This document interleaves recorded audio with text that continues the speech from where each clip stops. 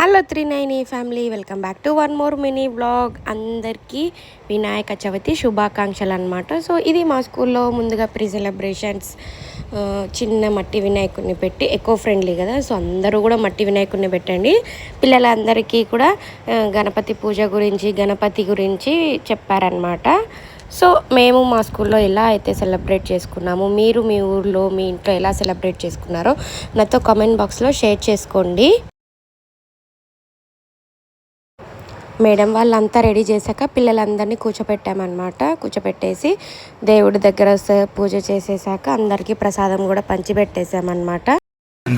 గణపతి స్వామి బుజ్జలు కని ఎక్కావే, భక్తితో బరువెంతైనా సిరువని అన్నావే.